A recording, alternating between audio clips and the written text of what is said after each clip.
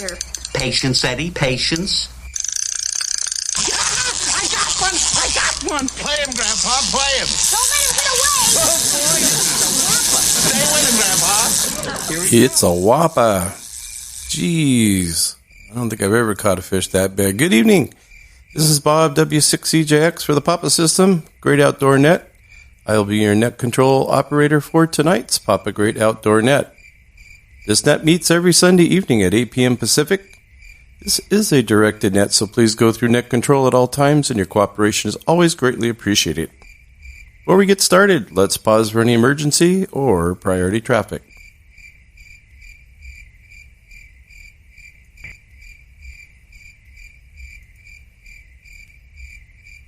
Okay, hearing nothing but crickets. We'll continue with the net.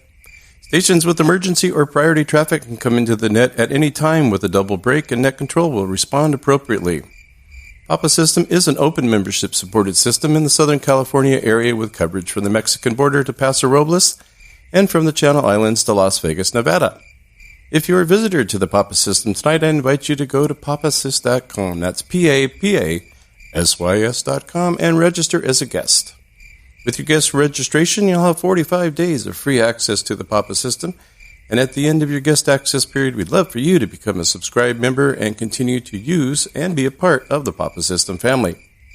However, all amateurs are welcome to participate in the daily, weekly, and monthly Papa System nets, regardless of their membership status.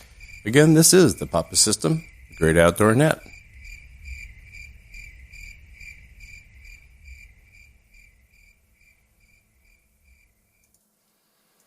All right, I got all the crickets herded back into the cage.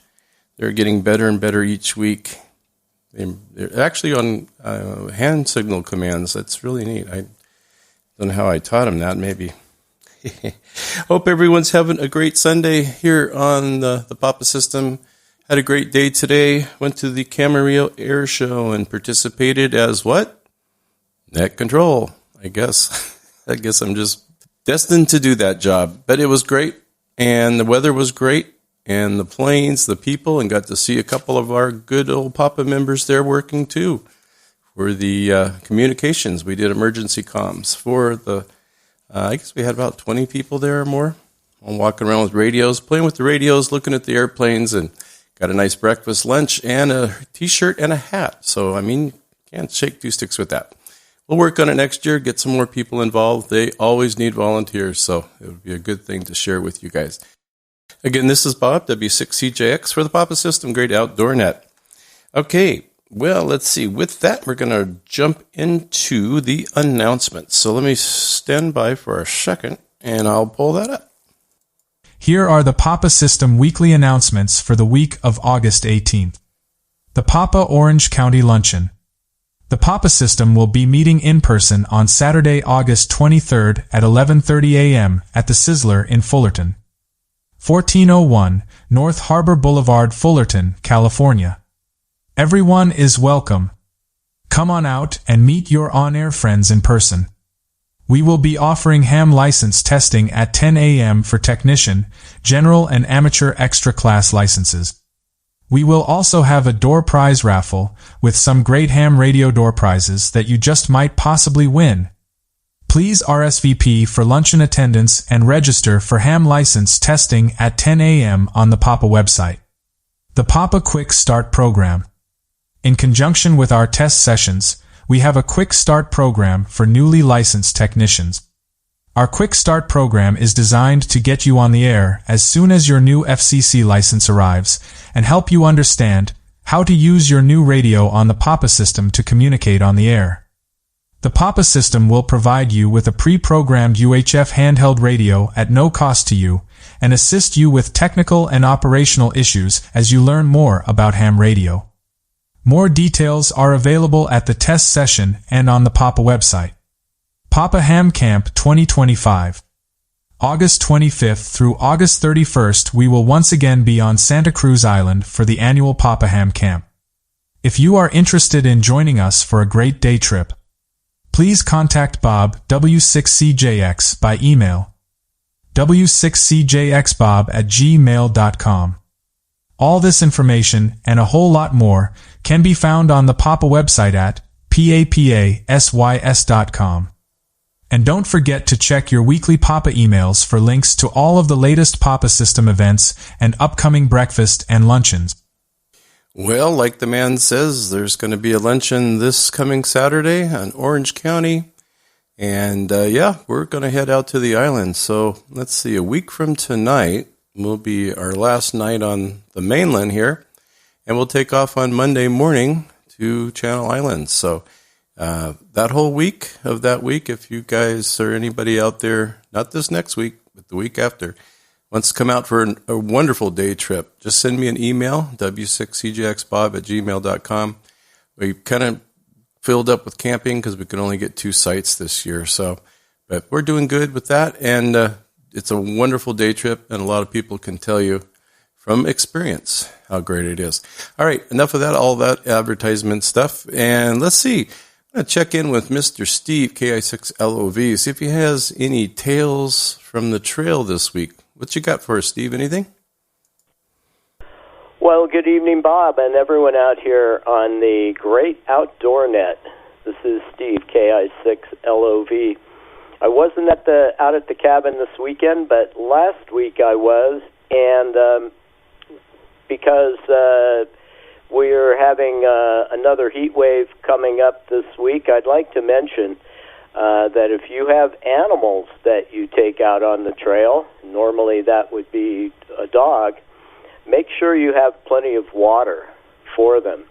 I met up on my hike-in last Saturday with a guy, and he had 2 large dogs with him, and I could tell he didn't have enough water for himself and his 2 big dogs. I figured he needed a gallon or more, perhaps, and so he was ill-prepared, and I hope they were okay by the end of their hike.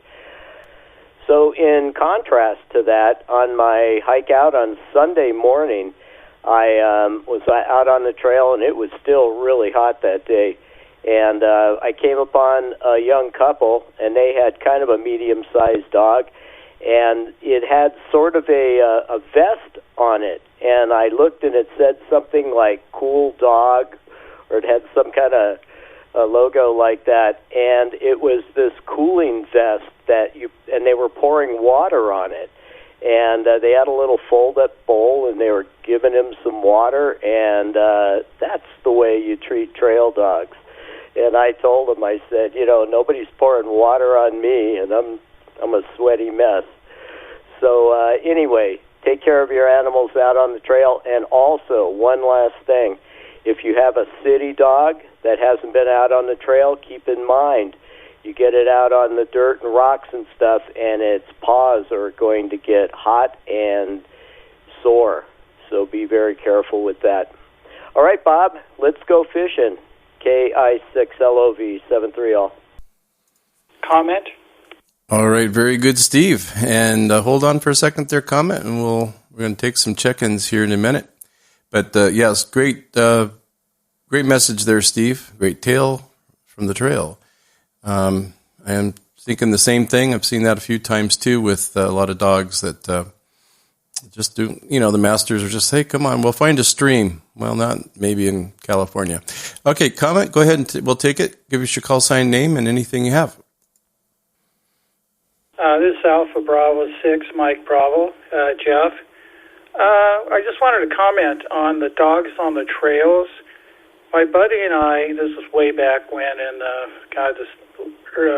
late 70s, early 70s actually, and we took a small dog, which was extremely well behaved, by the way, out, and when we went on a hike, went to the coast, camped, and came back, and we just got off the trail, and a ranger spotted us, and he walked over, and he said to my buddy, he said, okay, I didn't see you with that dog out there on the trail. If I would have cited you.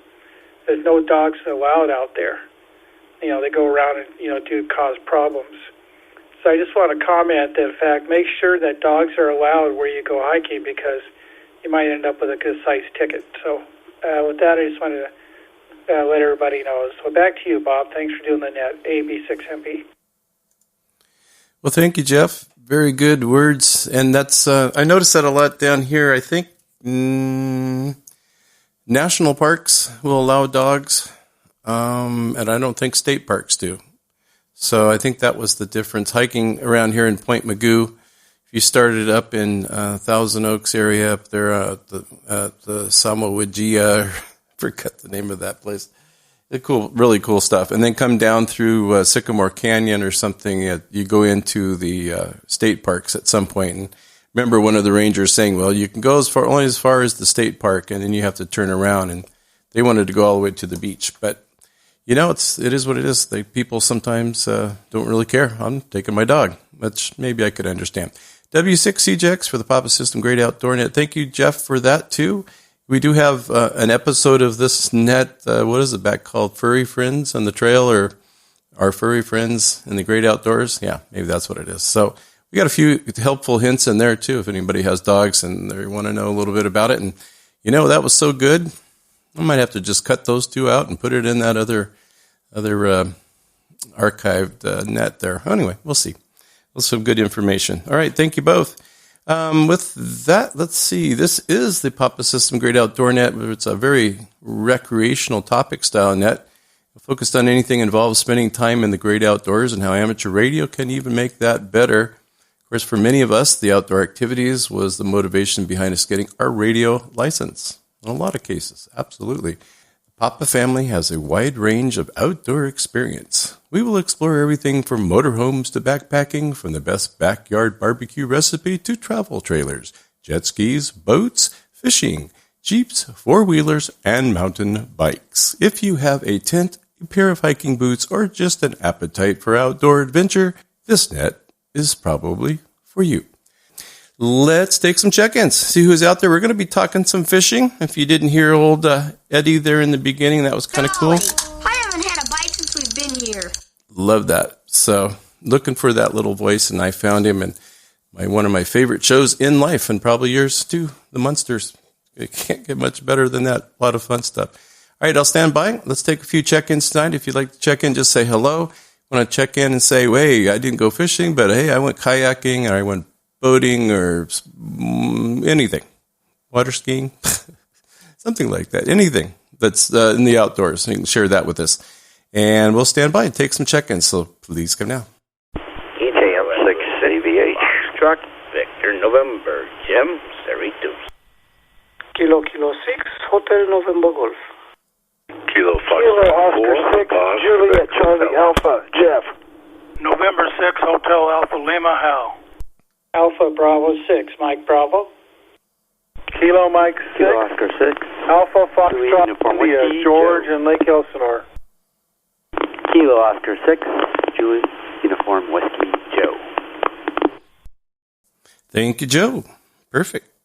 All right. And I think the AFI Alpha Foxtrot India might have been a KO6, but we'll straighten that out when we get down there to them. Okay, let's go with that. I think that's a good little first round. We get too long, and then people have to wait a little bit, and I don't want to do that. Let me finish up a couple little doodly here's, and let's say hello to my good friend, RJ, who I spent some time with today and enjoyed it very much at the air show. So good to see you, good to work with you. I had to yell at him a couple times over the air, but it was okay. It's just minor stuff. Go ahead, RJ. Welcome.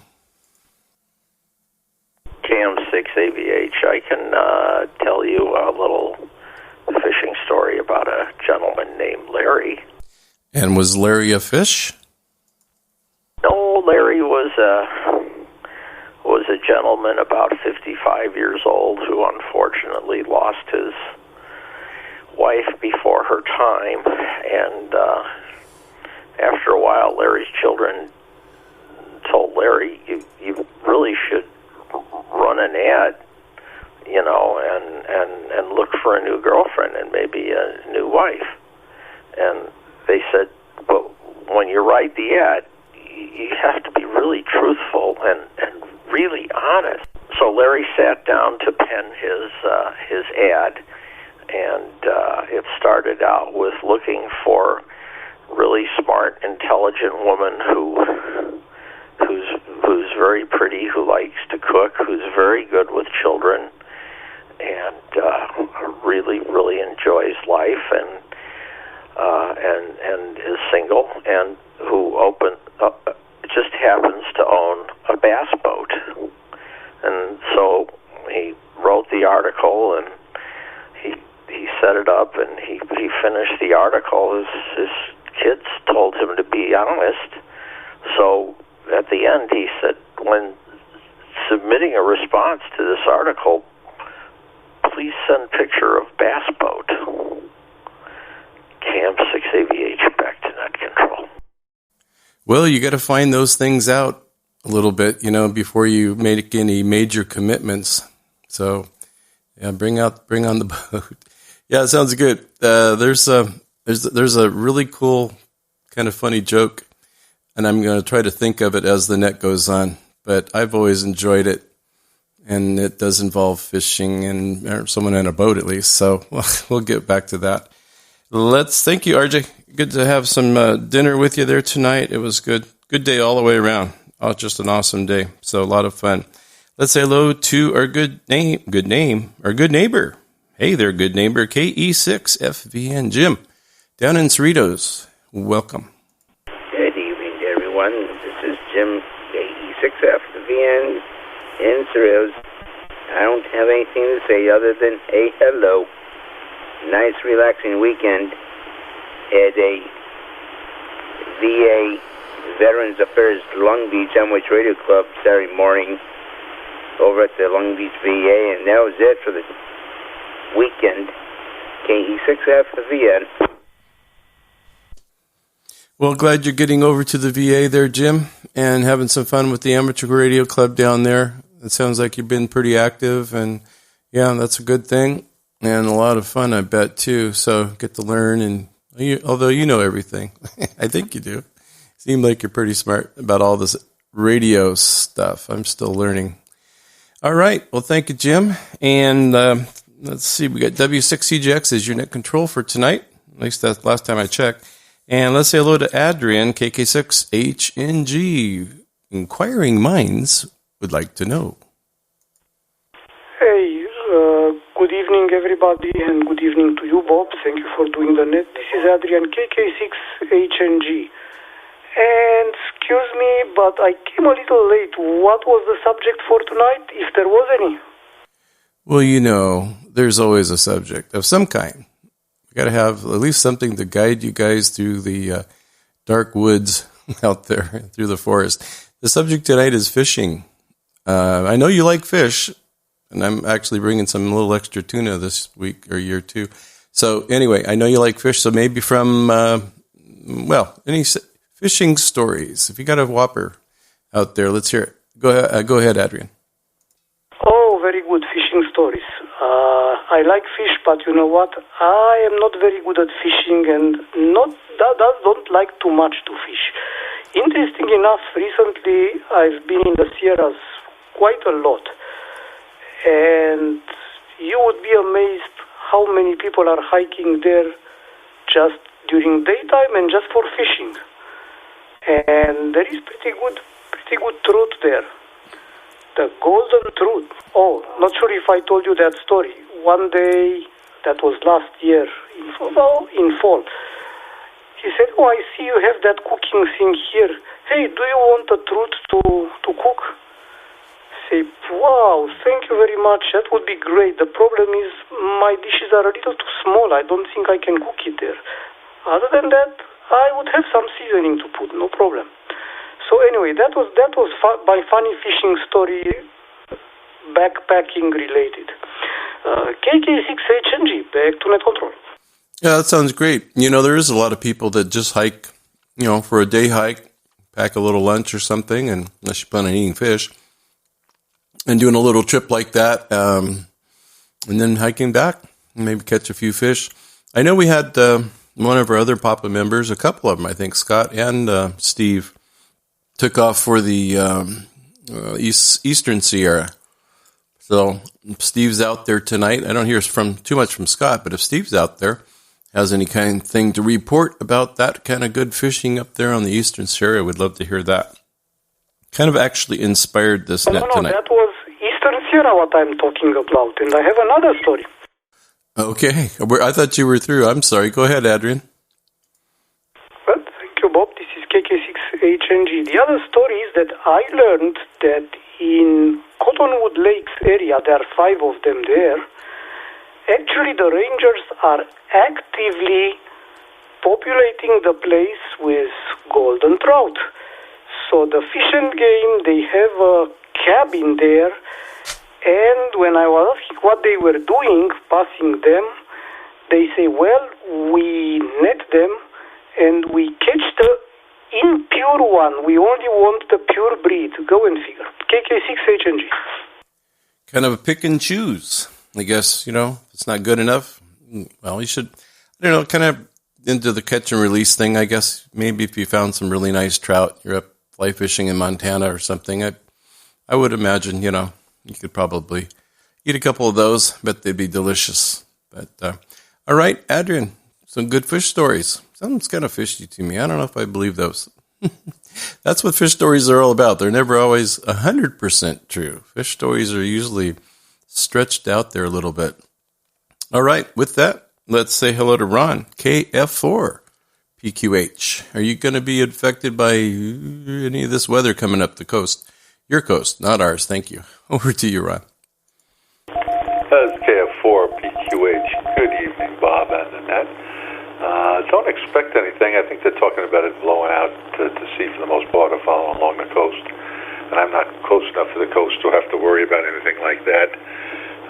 But you talk about fish stories. So in 1979, I escaped from New York and moved to Northern Virginia. And where I lived was about 5 minutes from the Potomac River. And sometime in the 80s, I managed to find myself a little 14-foot aluminum boat with a 9.5 horsepower Evinrude motor on the end of it. And we'd take it down and put it in the river and get the kids in there, and sometimes Dee in there with us. And we'd go putter up the river, and we'd drift back down the river and fish away and have a picnic lunch and have a good time, or go down in the evening, and many happy memories there.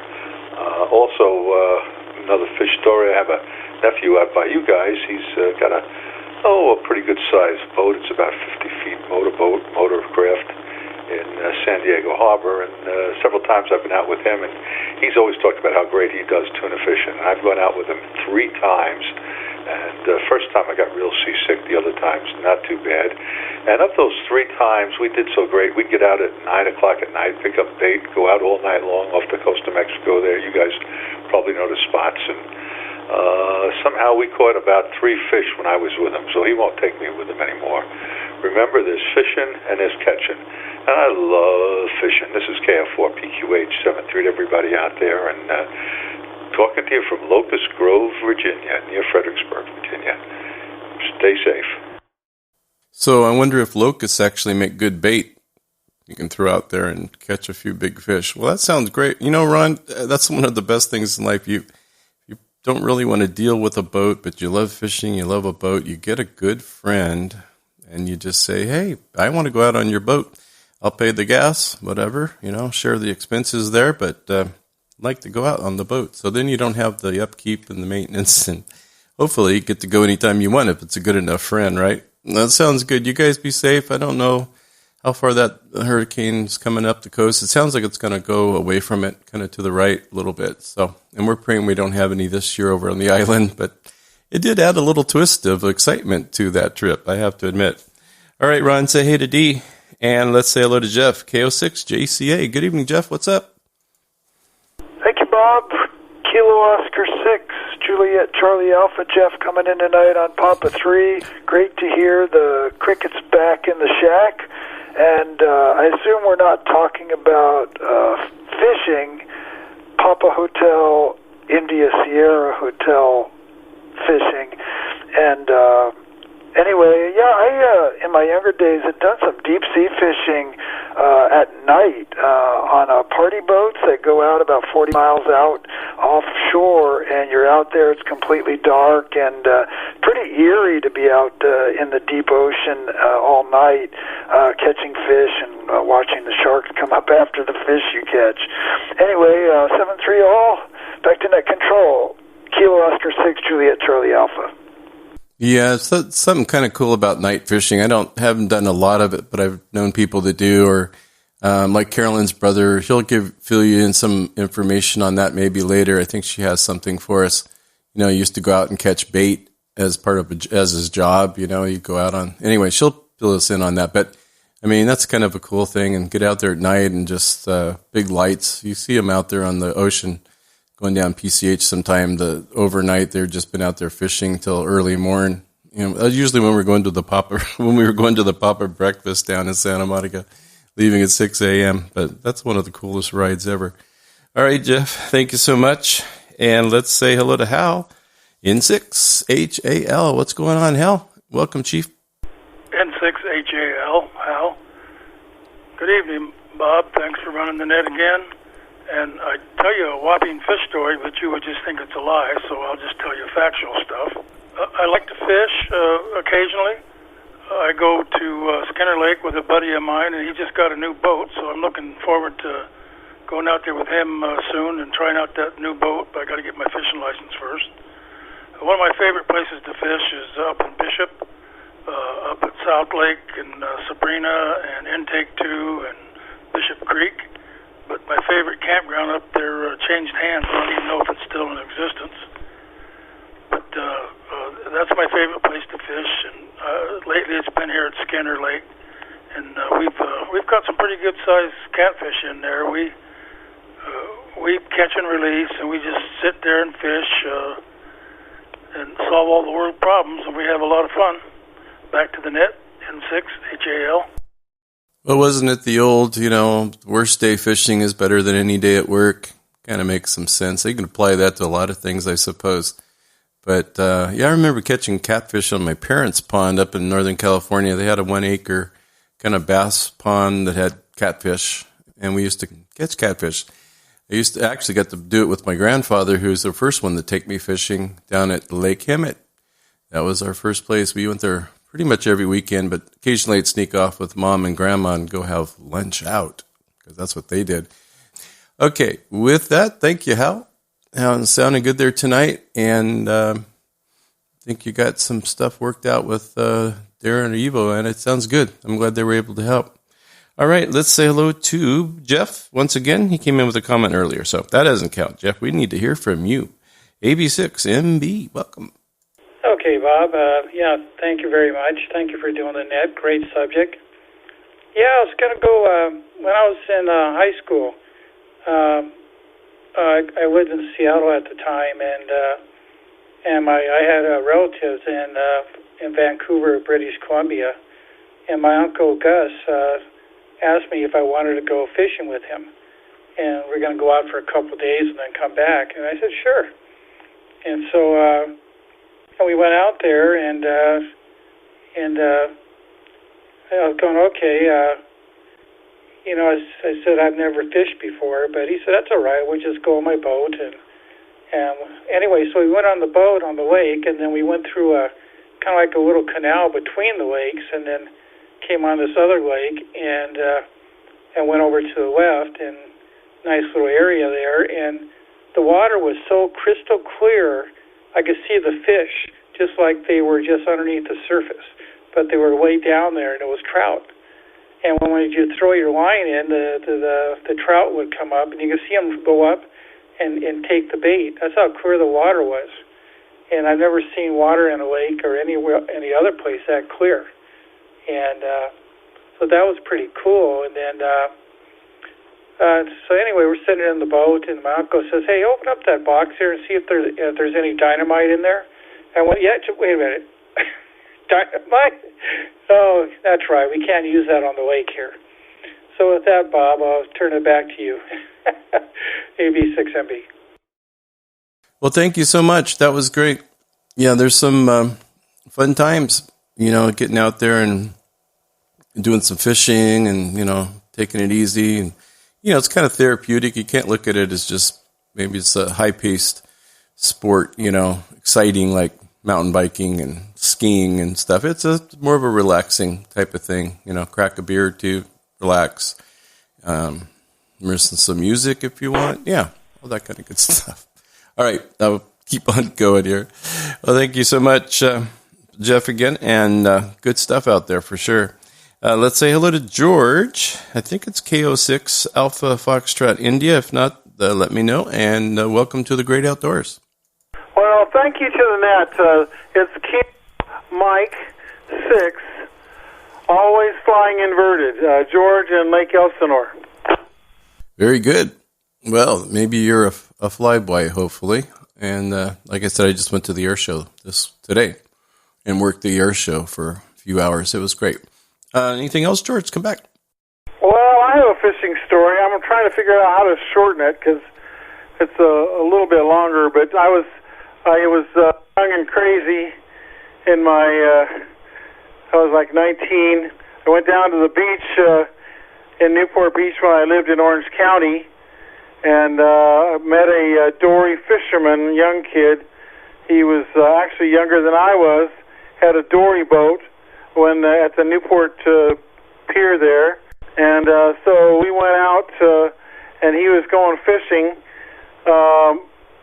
It was pretty stupid of me because I didn't really know him or anything, but we basically long-lined shark and polypropylene line, and laid the bait out, and boy, I tell you, it was something else. We got a whole bunch of bonita shark, and the story's actually a lot longer, but interest of the net, I won't do all that. But anyway, after most of the day, the boat was filled with blood and water, and he was a crazy 18-year-old, and we threw this 100-pound shark on the pile in the middle of the boat.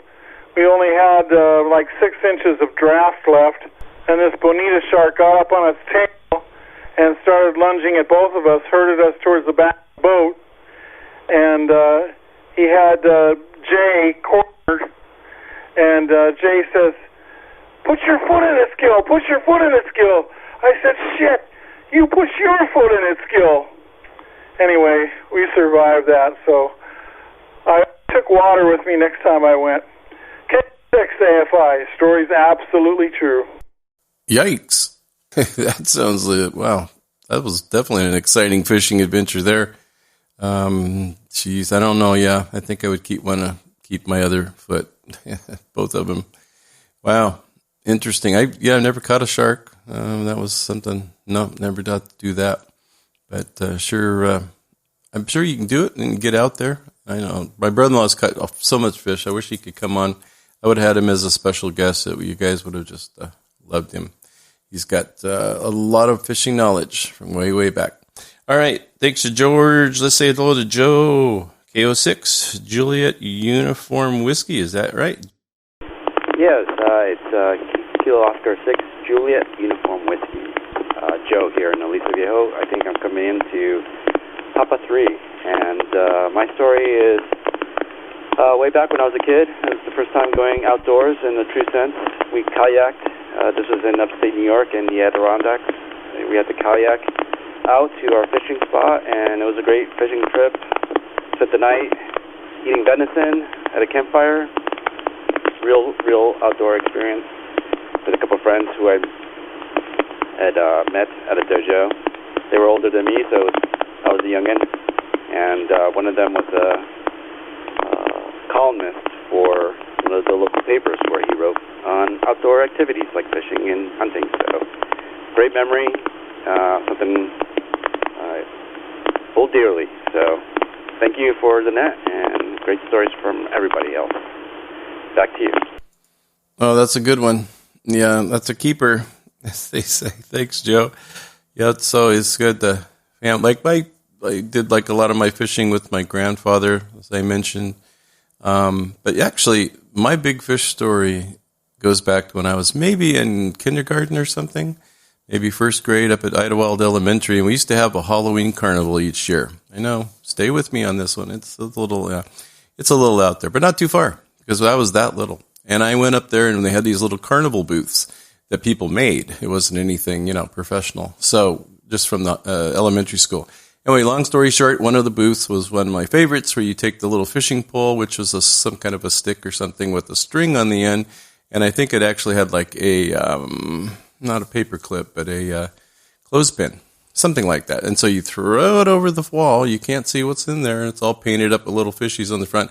And then they tug on it and you pull it up and then you got a prize. So I thought that was one of my first fishing trips. W6CJX for the Papa System Great Outdoor Net. We're talking fish stories, whether they're big, tall, medium, large, just exaggerated like crazy. That's part of a good fish story. And, if it wasn't, it was 2 fish, but hey, no, I caught 20 fish. Yeah, we want to hear about it. Let's take a few more check-ins and see who else is out there for the Papa System Great Outdoor Net. W6CJX Net Control. KD6LLB, Logan on 4. Bravo Golf Sierra, Raymond, Papa 8. WA6 Foxtrot, Golf Whiskey. Kilo 6, Papa Foxtrot November. Kilo November 6, Mike Romeo Golf, Chris. Whiskey Tango 6 Tango, Brian. All right, I think I got everybody, but I might have missed just one. Let's see, I've got KD6LLB, KO6BGS, WA6FGW, K6PFN, probably, I guess, maybe a KO6MRG, and let's see, Brian, Whiskey Tango 6 Tango. Did I miss anyone at all?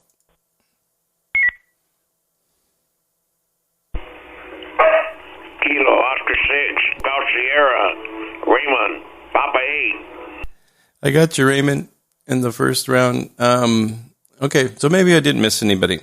Good, unless I just didn't mention Raymond's name just now. So might have to go back and do an instant replay like they do on the sporting channels. Let's see, we got Logan, I think, up first. KD6LLB, what kind of fishtails do you have tonight for us? Go ahead, Logan, and welcome. Good evening, Bob, and everybody on the net. This is Logan, KD6LLB on Saddle Peak, Papa 4. And, it's funny, I just happened to come across some, I've got very few pictures related to fishing, just because when we were fishing, we weren't taking pictures, I guess. But I was going through some things and came across some pictures.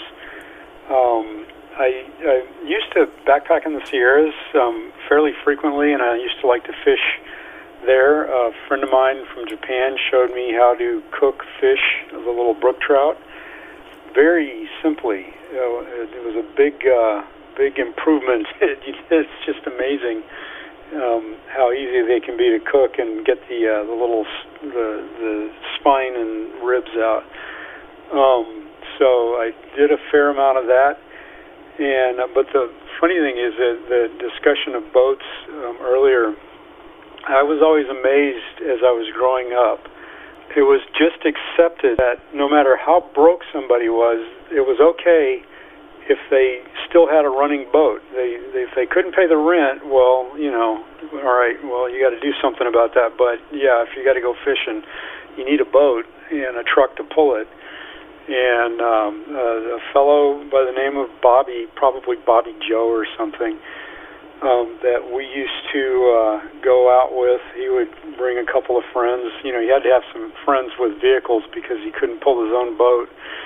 But, they would always get it together, get the boat working, and, 2-stroke motor oil and gasoline, and we would head out on Lake Austin in like Bee Creek, or I'm not sure where we were exactly. And we would fish, and we'd catch small bass and perch, and we'd see carp that were longer than I was just swimming by. And it was just, you can't beat it was just enjoyable. There's not a lot of wind on the water. It's really pleasant. You can swim. And the funny thing is, as broke as these guys were, they used to love to, every now and then somebody would just say, I wonder what poor people are doing today. And I didn't even know what they were talking about. I didn't even get the joke until later.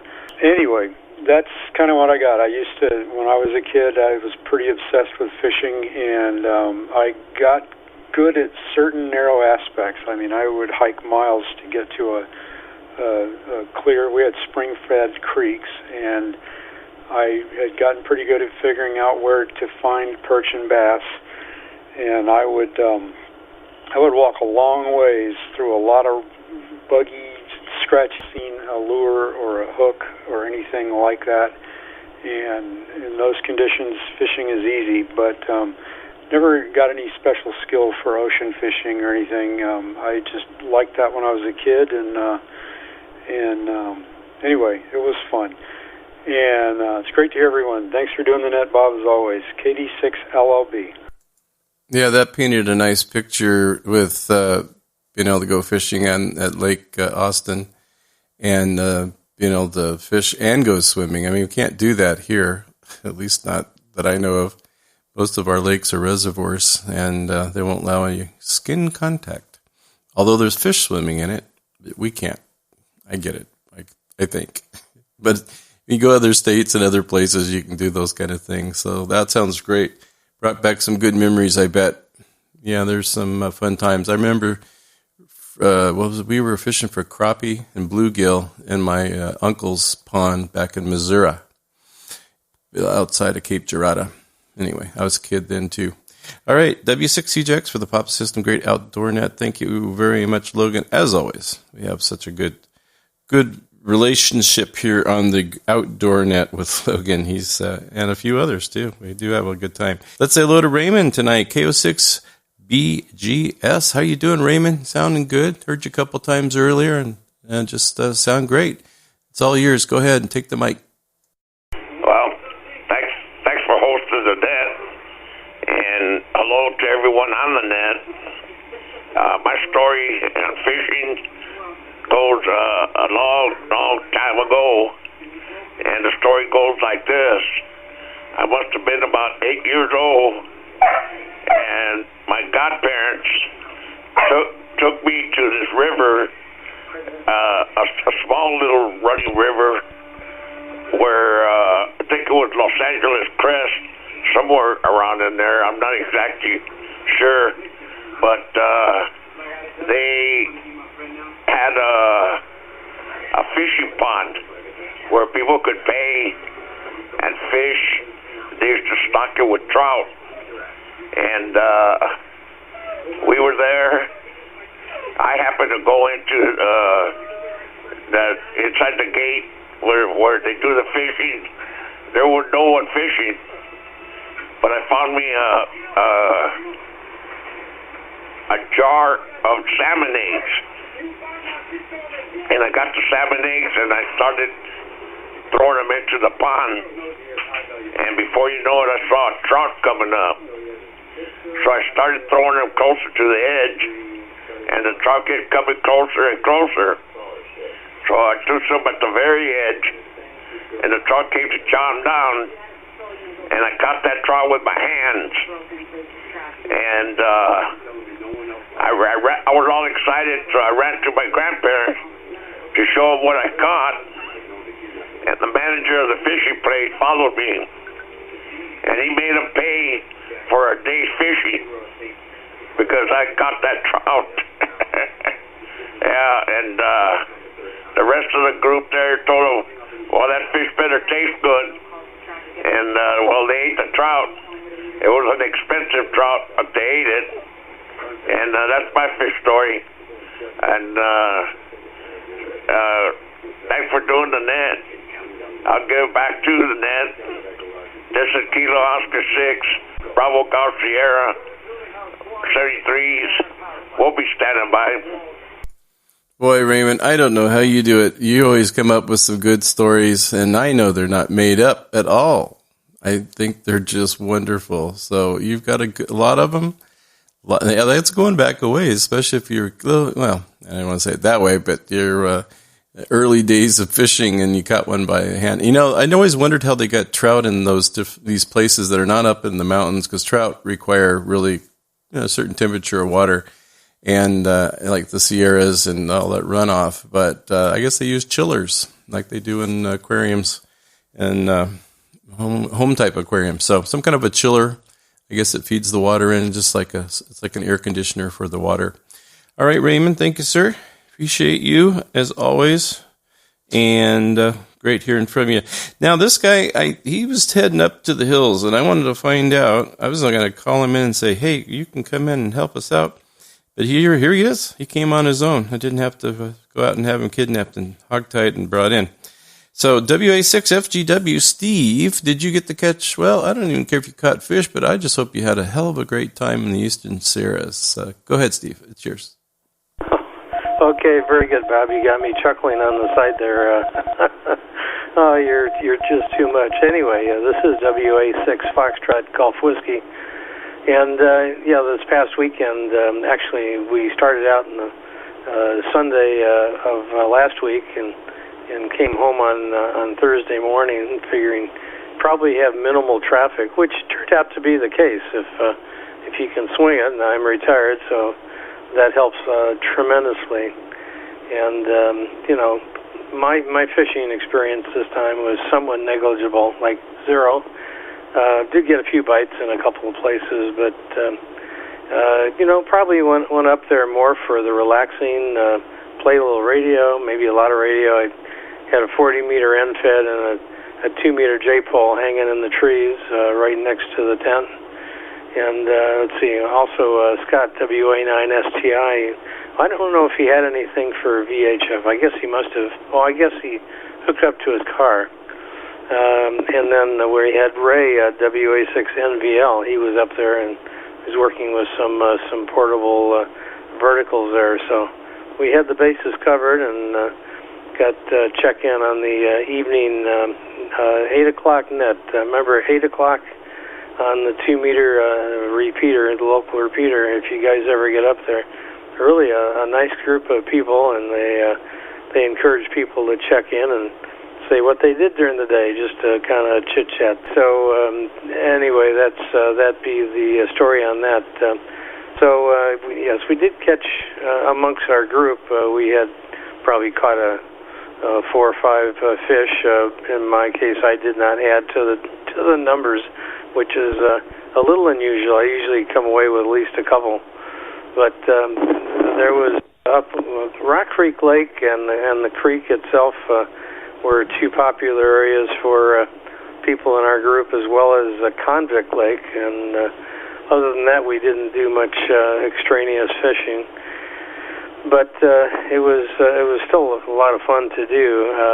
When we arrived at Rock Creek, the first time we went, I think, was Tuesday morning. We got up kind of early. Or no, it was the afternoon, I think, on Monday. And the guy that just happened to have the spot that I was hoping to get was just pulling these fish in like there was no tomorrow.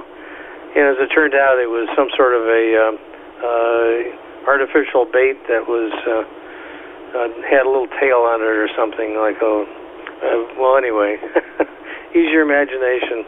But all kinds of choices there if you go into a sporting goods store. Beyond that, let's see. Yeah, that kind of does it for us. I mean, normally we usually get up to South Lake and Sabrina and some of the others, and then go down to Independence Creek, but we didn't do that this time. Anyway, Bob, hopefully that fills it in for you just a bit, WA6FGW, and we can get some other people to head up there next time and populate.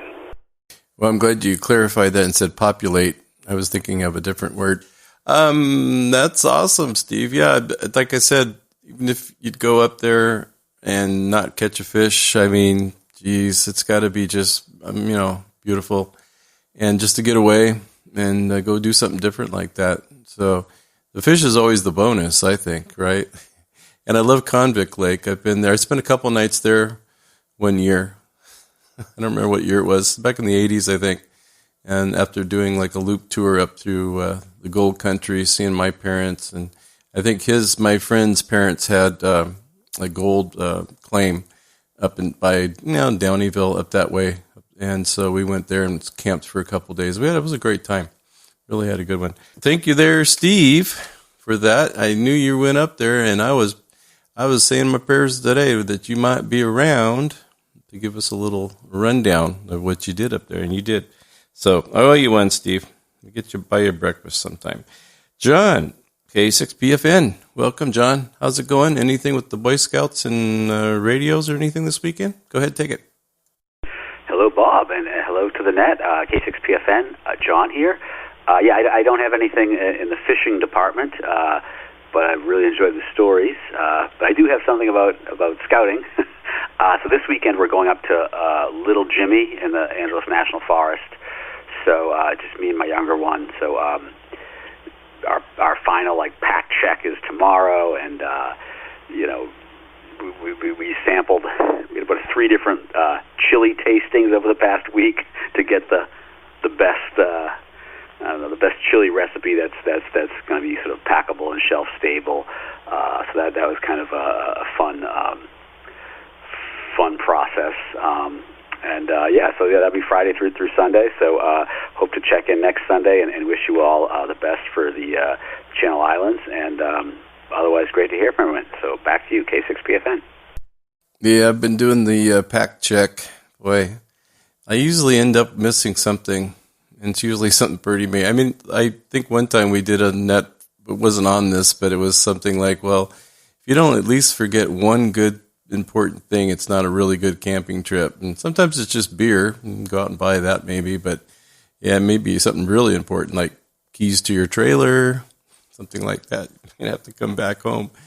No, that's great. I'm going to count on you coming back next week if you're up to it and giving us a report on the Scouts. I don't think we did a whole thing on Scouts one time, but I'd love to revisit that, especially if it would involve, some Scouts on the air. So let me look into, when the time of the year is that they do not just POTA, it's the SCOTA, Scouts on the air or something. Anyway, so we'll get together on that. I'll see if when that is, maybe we can dedicate a net to putting the Scouts on the air and anything else Scout related. W6CJX for the Papa System, great outdoor net. And thank you there, John, as always. Say hello to Chris tonight. I think it's KO6, so forgive me if it's not. And Mike Romeo Golf, and your name is Chris. I got that right, I think. Go ahead, take it. You got the name right. It's KN November 6, Mike Romeo Golf. Yeah, I just got back up north with a friend on a trip for single track motorcycle rides, and we camped off grid for 3 days, and I took my fishing stuff just because I figured there'd be water up there. And on the very last day of our camp, which was Thursday, he was adamant. He wanted to go and ride another trail, and I'm like, okay, go. I'm going to take a nap. And he left. I laid down. I'm like, I'm going to go for a hike. And I walked next to our boondock campground, and I'm like, oh, the light's beautiful. Let me go back and grab my phone because I left it at the truck, and also, grab my fishing gear. And I went back and I'm like, okay. So, down the creek from our campground, well, not campground, campsite, because there was this Yeti on the other side of the river, and I fish tenkara, so I'm like,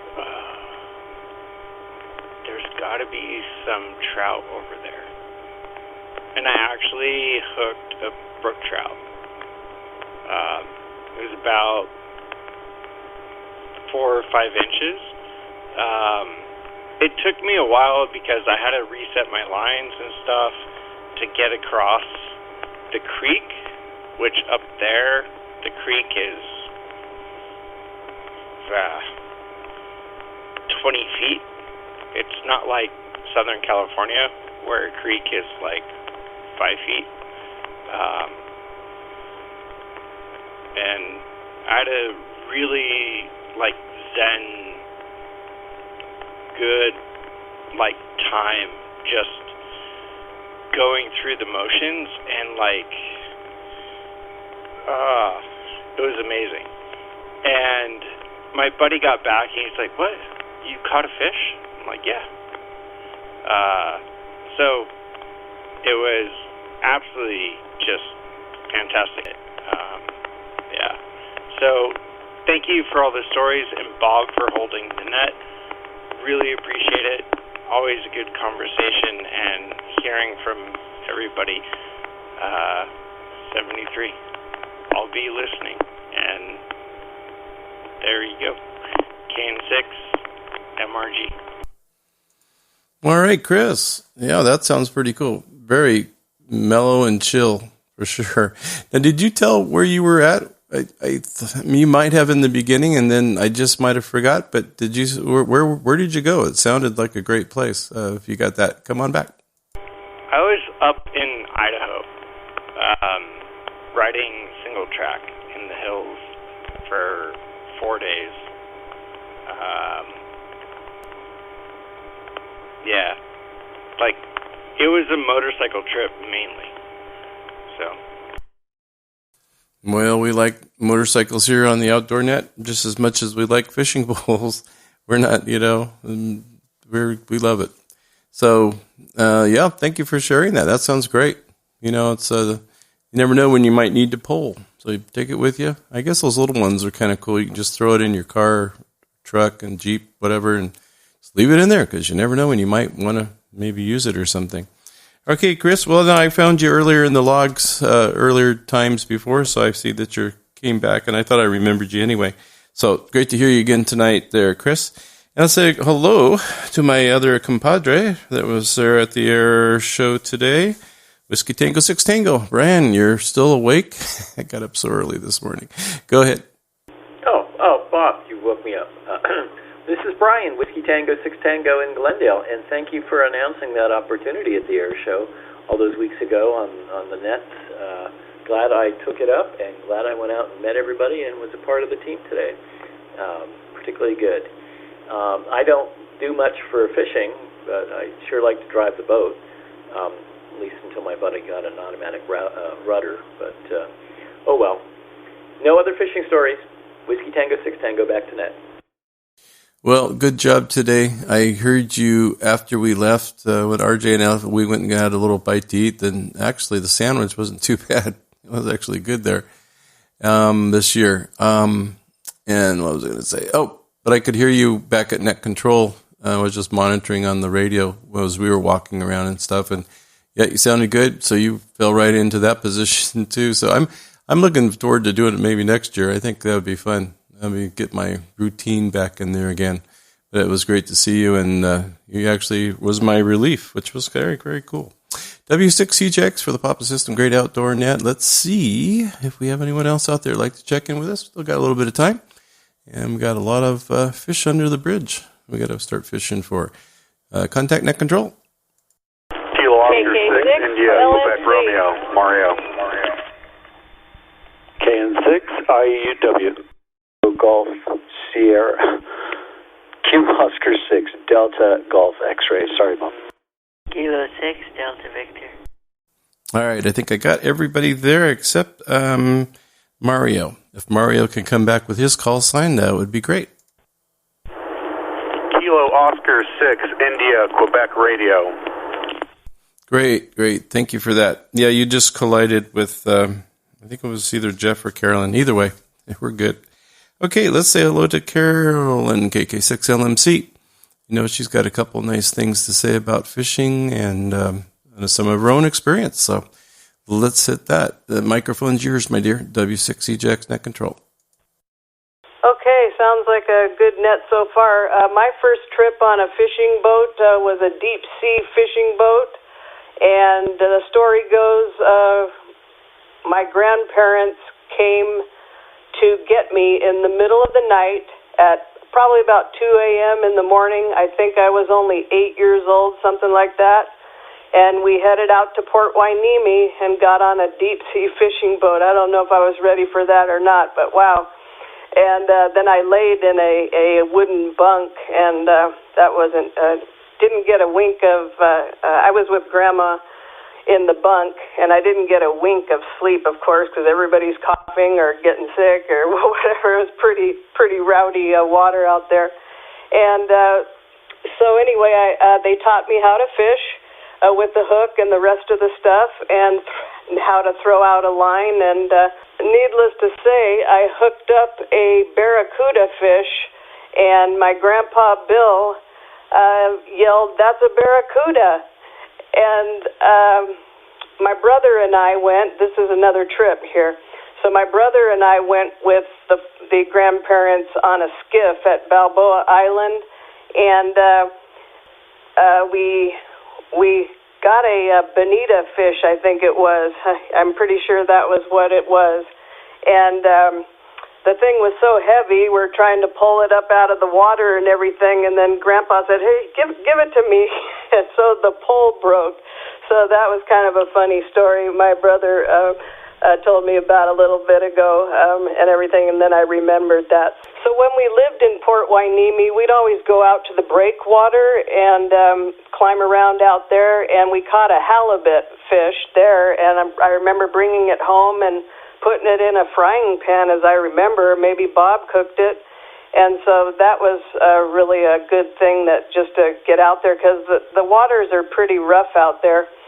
And then we went out to the pier one time really late at night with the neighbor friends. We had some great fun neighbor friends that were fishermen too. So we all went out there one night. We stocked up an ice chest with Captain Morgan rum and a bottle of Coke. And so many fun times. I'm looking back at Bob and Debbie and what fun we had. I think that was a really good era right there, huh, Bob? So it doesn't end there. My brother is a deep-sea fisherman, and he's dying to go again pretty soon to go fish for the big tunas. And he caught down in Cabo marlin and tuna fish, and had the sailfish mounted as well. So I think he still has those in his house. Okay, so we're talking about Lake Casitas now. Bill has a bass boat, beautiful thing, and he would come up and camp with us, with all of our party people. We always spent a lot of time up there in the late 80s and 90s and had a blast, and we were all sleeping in tents, and so we went out on his bass boat quite often at Lake Casitas in the early 90s too, and we did catch and release mostly. And I liked it a little bit better that way, because I like to see the fish live, because they're beautiful bass fish. He also took me one time with his boat out to Lake Piru, and we had a wonderful time. I dove off and swam in the lake, and finally got back up his ladder and got back up in the bass boat. Bass boats aren't easy to get up into without a ladder. Just so many great memories fishing with the grandparents, and then my daughter Shanna learned how to fish off the little pier at Casitas. So other than that, that's just about it from me, and great net.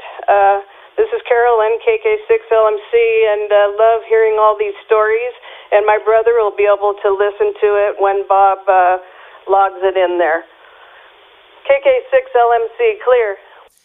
Thanks, Carolyn. And yeah, I know Bill's just going to die when he hears all these great stories. He loves fishing, and was probably his biggest love, that and four-wheeling or up in Utah there.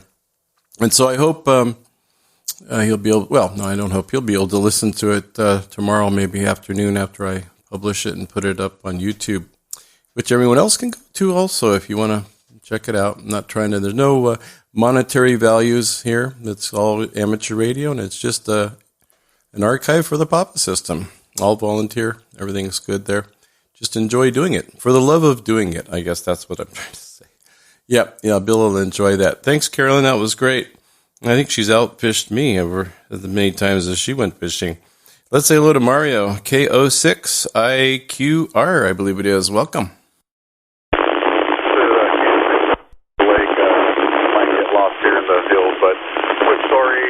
Off of us out of San Diego offshore. We're coming back from Coronado Islands, and we get stopped by the Navy, and I guess they had a big submarine that was coming into Coronado Island and there into the harbor, and we got to see them come up into the surface, and then into the harbor, and we followed behind probably the quarter mile. It's a cool little deal when you're offshore there in San Diego. You can and things like that. So I'll keep it quick because, like I said, I don't know if I'm even making it. This is KO6IQR. Clear and back to the net. Well, thank you, Mario. It was a little rough, but we got everything. It started out rougher and got better. So you lucked out there. I didn't have to pull the switch on you. Nah, I wouldn't do that.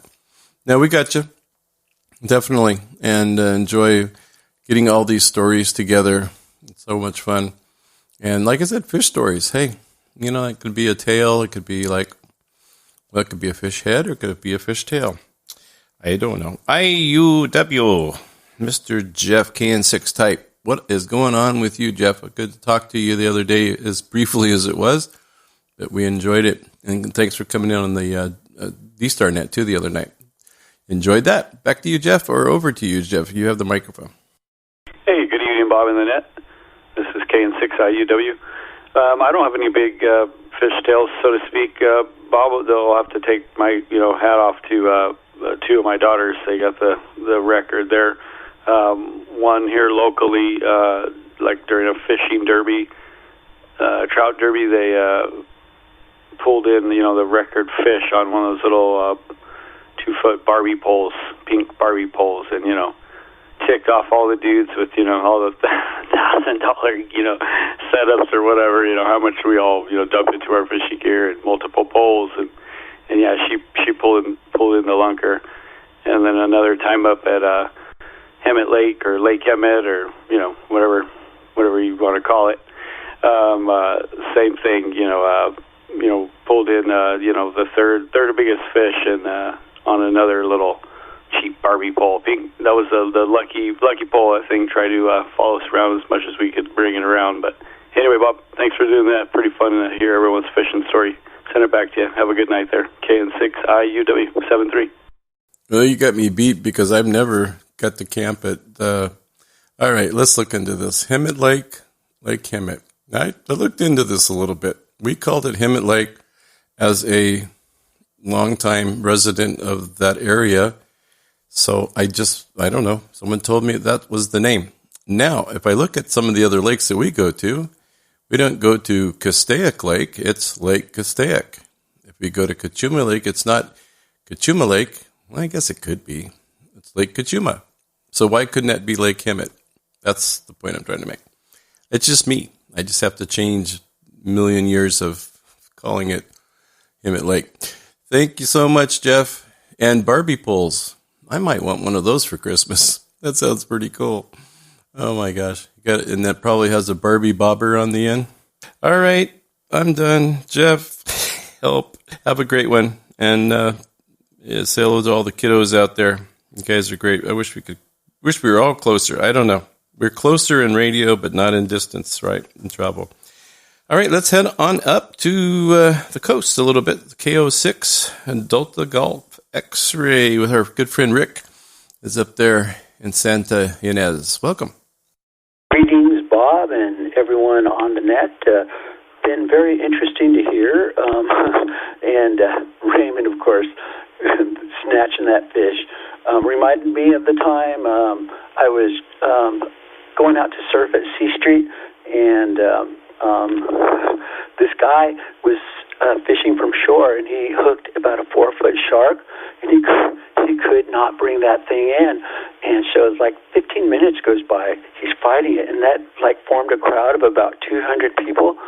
And so I just decided I couldn't take it anymore, and I waded out into the water, and because he kept almost landing him as the waves pulled out, then the wave would come back in, and that shark would take off again. So I went out there and caught him. The wave pulled back. I was standing right next to him. I reached down. I grabbed that 4-footer by the tail, and I held him out straight out to my side. And I didn't expect it. He swung around, and he was trying to grab me by the calf. And he was snapping and biting. And his mouth was about 4 inches wide and stuff. So I did not want that to happen. So anyway, I brought him back up to the fisherman, and he said he's going to turn him loose, and he's just out there for sport fishing and for the fight of it. And so I was grateful for that, since I had to snatch the fish out of the water. But anyways, that was my most exciting fish story. But not to top Raymond, my dog, Wild Dog, looked like a beautiful wolf, but he was small. This is, God rest his soul, his dog soul. But way back in like we were up in Yosemite at Tioga Lake and walking up the creeks. And so my dog, Wild Dog, I was like, why isn't he following me? And he's just staring at the creek. And then he just swooped down and he snatched a trout. So my dog, Wild Dog, figures that dog would catch a trout. So just the same way Raymond did at KO6 DJX. Thank you so much. Oh boy, we're going to have to break this one down.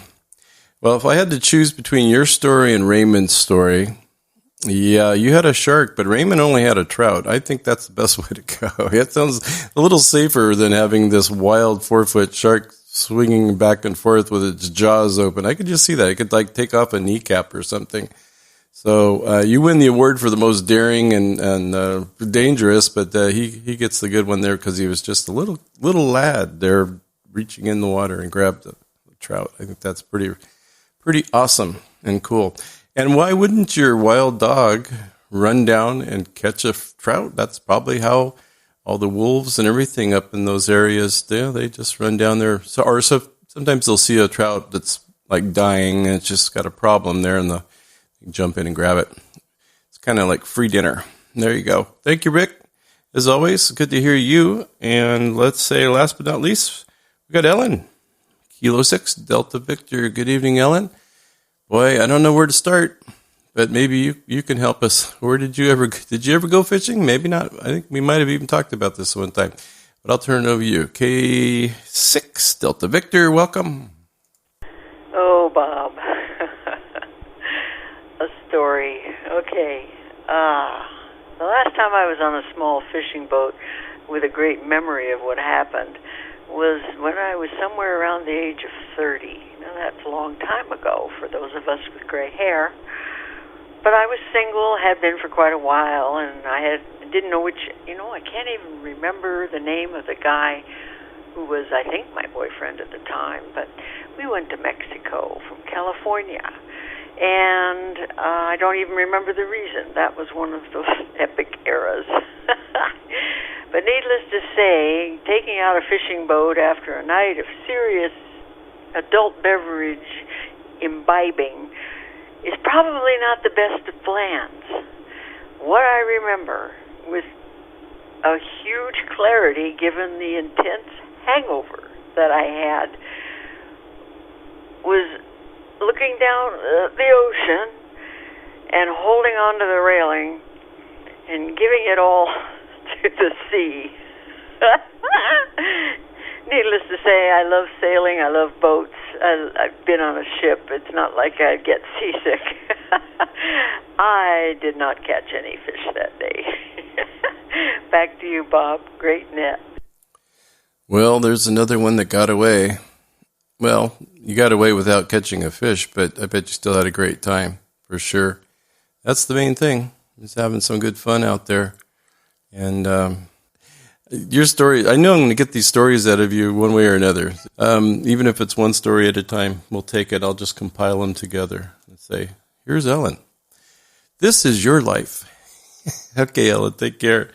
And we didn't hear any bells tonight. I guess it's too late, but we do love that. That's the most popular thing on the Papa system now that's semi-legal to actually have. The noise and things and on the air. It would be goats and or sheep, goats, and bells. So we love it. Absolutely. Don't worry. We want to hear all that we can. All right, W6EJX for the Papa System. Great outdoor net. I'm going to probably throw a last call because we're getting at the bottom of the hour. And we'll see if we can pick up a couple more. And I want to thank everyone that did check in. Great stories. We had some great stories, talking fish stories out here. And or fish tales, whatever you want to call it. We'll take it. Let's see who else is out there. Well, last caller for the net tonight.